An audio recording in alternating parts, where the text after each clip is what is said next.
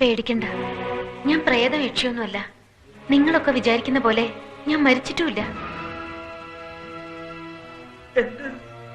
എന്റെ പേര് മീരയെന്നല്ല, മഹേന്ദ്രവർമ്മ എന്റെ ഭർത്താവുമല്ല.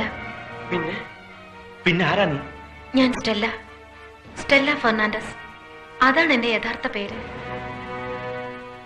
സംശയിക്കണ്ട, ബാലകൃഷ്ണൻ മാംഗ്ലൂർട്ടതും ഈ എന്നെ തന്നെയാണ്. അവിടെ ഞാൻ സ്റ്റെല്ലയും അല്ല മീരയും അല്ല, ലൈലയാണ്. ഓരോ നാട്ടില് ഓരോ പേരും ഓരോ വേഷവുമായിരിക്കും എനിക്ക്. നിങ്ങൾ സ്റ്റേജിൽ വേഷം മാറി നാടകം കളിക്കുന്നില്ലേ, അതുപോലെ തന്നെ ജീവിതം മുഴുവൻ മാറി മാറി വേഷം കെട്ടി കളിക്കുന്ന ഒരു ക്രിമിനലാണ് ഞാൻ, ഒരു പെരും കള്ളി. അങ്ങനെ ഒരു കള്ള വേഷമായിരുന്നു എനിക്കിവിടെ. മീര എന്ന പേരിൽ മഹേന്ദ്രവർമ്മയുടെ ഭാര്യയായിട്ട്, ആത്മഹത്യ ചെയ്യാൻ നടക്കുന്ന ഒരു മനോരോഗിയായിട്ട് ഒക്കെ ഞാൻ അഭിനയിക്കുകയായിരുന്നു. അഭിനയം തീർത്ത് കരാർ അനുസരിച്ചുള്ള പണവും പറ്റി അന്നേ ഞാൻ മടങ്ങിപ്പോവുകയും ചെയ്തു. അപ്പൊ അന്ന് ഞങ്ങളുടെ കൺമുമ്പിൽ കിടന്ന് മരിച്ചതാരാ? അയാളുടെ യഥാർത്ഥ ഭാര്യ മീര എന്ന പേരുള്ള ഒരു പാവം പിടിച്ച തമ്പുരാട്ടിക്കുട്ടി. നിങ്ങളും ആ ഡോക്ടറും ഒക്കെ പോലീസിൽ മൊഴി കൊടുത്തതുപോലെ അവൾ ആത്മഹത്യ ചെയ്തതല്ല, അവളെ കൊന്നതാണ്. അയാൾ കൊന്നതാണ് അവളെ. എന്നിട്ട് അവൾ മനോരോഗിയായിരുന്നെന്നും ആത്മഹത്യ ചെയ്തതാണെന്നും അയാൾ വരുത്തി. ഈ എന്നെ വെച്ച് അതിനുള്ള തെളിവുകൾ അയാൾ ഉണ്ടാക്കി. നിങ്ങളൊക്കെ അത് വിശ്വസിച്ചു. അതാണവൻ, മഹേന്ദ്രവർമ്മ എന്ന അതിബുദ്ധിമാനായ ക്രിമിനൽ.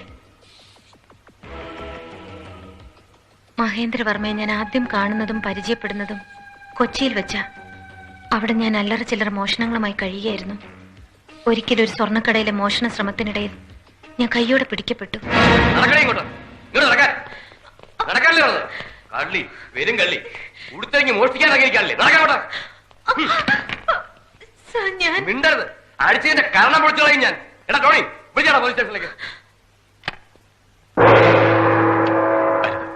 ദയവ് ഇത് പോലീസിനെ അറിയിക്കരുത്. ഹലോ മിസ്റ്റർ, നിങ്ങളാരാ?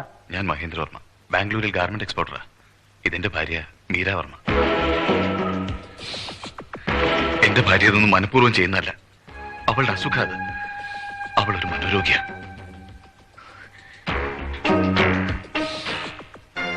സ്റ്റെല്ല ഇപ്പൊ വിചാരിക്കുന്നുണ്ടാവും ഞാൻ എന്തിനാ സ്റ്റെല്ല എന്റെ ഭാര്യയാണെന്ന് കള്ളം പറഞ്ഞ് അവിടുന്ന് രക്ഷിച്ചത്. എന്തിനാണെന്നല്ലേ പറയാം. സ്റ്റെല്ല എന്തിനാ ഇങ്ങനെ കൊച്ചു കൊച്ചു കളവുകൾ നടത്തി വെറുതെ ജീവിതം പാഴാക്കുന്നത്? കളവ് നടത്തുമ്പോൾ അന്തസ്സായിട്ട് നടത്തണം. ഒറ്റയടിക്ക് ആയുഷ്കാലം മുഴുവൻ ജീവിക്കാനുള്ളത് ഉണ്ടാക്കണം. That's my policy. ഞാൻ പറയുന്നൊരിടത്ത് സ്റ്റെല്ല കുറച്ചു നാൾ താമസിക്കണം. അവിടെ എൻ്റെ ഭാര്യയായിട്ട് മീരാവർമ്മ എന്ന പേരിൽ ഒരു മനോരോഗിയായി സ്റ്റെല്ല അഭിനയിക്കണം. അതിനെത്ര സ്റ്റെല്ലയ്ക്ക് പ്രതിഫലം വേണ്ടെന്ന് വെച്ചാൽ പറഞ്ഞോളൂ. ആവശ്യപ്പെടുന്നത് ഞാൻ തരും. അല്ലെങ്കിൽ സ്റ്റെല്ല ആഗ്രഹിക്കുന്നതിനപ്പുറം ഞാൻ തരും. നേരത്തെ പറഞ്ഞ പോലെ ജീവിതകാലം മുഴുവൻ കഴിയാനുള്ള അത്രയും. സമ്മതമാണെങ്കിൽ ഇത് മുഴുവൻ സ്റ്റെല്ലയ്ക്ക് എടുക്കാം, അഡ്വാൻസ് ആയിട്ട്.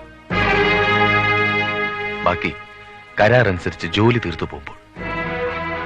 സ്റ്റെല്ല പേടിക്കണ്ട. എന്റെ ഭാര്യയാവാൻ വേണ്ടി ഒരു നിമിഷം പോലും സ്റ്റെല്ല എന്നോടൊപ്പം കഴിയണ്ട. എന്റെ ഭാര്യ എന്ന പേരിൽ സ്റ്റെല്ല ജീവിക്കേണ്ടതും മനോരോഗിയായിട്ട് അഭിനയിക്കേണ്ടതും ഒരു ഡോക്ടർ മുന്നിലാണ്. ഒരു മിലിറ്ററി റിട്ടയർഡ് മനോരോഗ വിദഗ്ധൻ, ഡോക്ടർ ഉണ്ണിത്താൻ. അങ്ങനെ ആ ഡോക്ടറുടെ കാറിന് മുന്നിൽ ചെന്ന് പെടാനും മഹേന്ദ്രവർമ്മയുടെ ഭാര്യയായി മനോരോഗിയായിട്ട് അഭിനയം തുടങ്ങാനും വേണ്ടി ഞാനും മഹേന്ദ്രവർമ്മയും വഴിയരികിൽ കാത്തു നിൽക്കുമ്പോഴാ ഞങ്ങളുടെ കണക്കൂട്ടലുകൾ തെറ്റിച്ചുകൊണ്ട് ഗോപാലകൃഷ്ണന്റെ കാർ ആ ഡോക്ടറുടെ കാറിന് മുന്നിൽ വന്ന് കയറിയത്.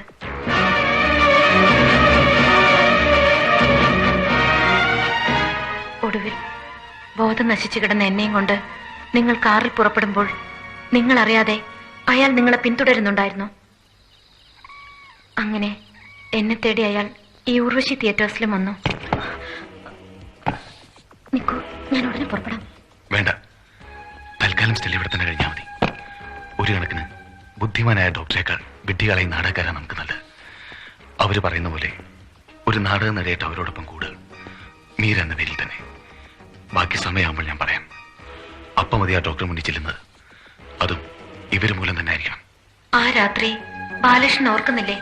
എന്റെ മുറിയിൽ ആളുണ്ടെന്ന് പറഞ്ഞ് ബാലകൃഷ്ണൻ ബഹളം കൂട്ടി അതേ രാത്രി. ആരാകത്ത്? ആരുമില്ല. പിന്നെ നീ ആരോടാ സംസാരിച്ചത്?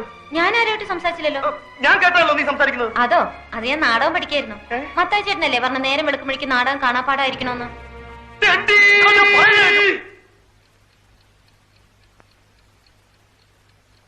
പിന്നീട് ഞാൻ ചെയ്ത ഓരോ കാര്യങ്ങളും അയാളുടെ നിർദ്ദേശം അനുസരിച്ചായിരുന്നു.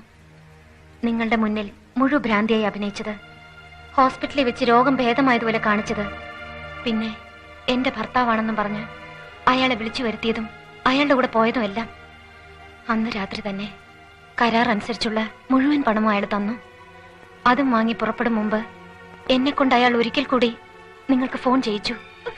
ഒന്നും പറയണ്ട. ഗോപാലകൃഷ്ണൻ വന്നില്ലെങ്കിൽ, അരമണിക്കൂറിനുള്ളിൽ വന്നിട്ടില്ലെങ്കിൽ ഞാൻ ചത്തുകളയും. സത്യമായിട്ട് പെട്രോൾ ഒഴിച്ച് തീ വെച്ച് ഞാൻ ചത്തുകളയും.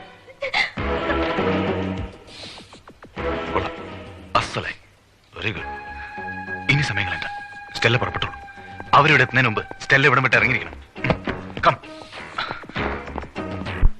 അയാൾ പറഞ്ഞതുപോലെ തന്നെ ജീവിതകാലം മുഴുവൻ കഴിയാവുന്നത്രയ്ക്ക് സ്വത്തും പണവും കാറും ഒക്കെയായി ഒരു വലിയ പണക്കാരിയായി മടങ്ങുമ്പോഴാ എനിക്ക് കിട്ടിയ സ്വത്തുക്കളെക്കാളും എല്ലാം വിലമതിക്കുന്ന ആ വലിയ സ്വത്തിനെ കുറിച്ച് ഞാൻ ഓർത്തത്. ഗോപാലകൃഷ്ണൻ എന്റെ കഴുത്തിൽ കെട്ടിയ താലി, അത് ഞാൻ അവിടെ എവിടെയോ വെച്ച് മറന്നു. അതെടുക്കാൻ ഞാൻ തിരിച്ചു ചെന്നു. ആകസ്മികമായുള്ള ആ മടങ്ങി വരവിലാണ് ഞാൻ അറിയുന്നത്, മീര വർമ്മ എന്ന പേരിൽ യഥാർത്ഥത്തിൽ അയാൾക്കൊരു ഭാര്യ ഉണ്ടായിരുന്നു എന്നുള്ള സത്യം. അന്ന് അവിടെ വെച്ച് ആദ്യമായും അവസാനമായും ഞാൻ അവളെ കണ്ടു. ഉറക്കമരുന്നുകൾ കുത്തിവെച്ച് എവിടെയോ അടച്ചു പൂട്ടിയിട്ടിരുന്ന അവളെ കൊല്ലാനും അവളുടെ സ്വത്ത് മുഴുവൻ കൈക്കലാക്കാനും വേണ്ടി അയാൾ എന്നെ ഉപയോഗിച്ച് തെളിവുകൾ ഉണ്ടാക്കുകയായിരുന്നു.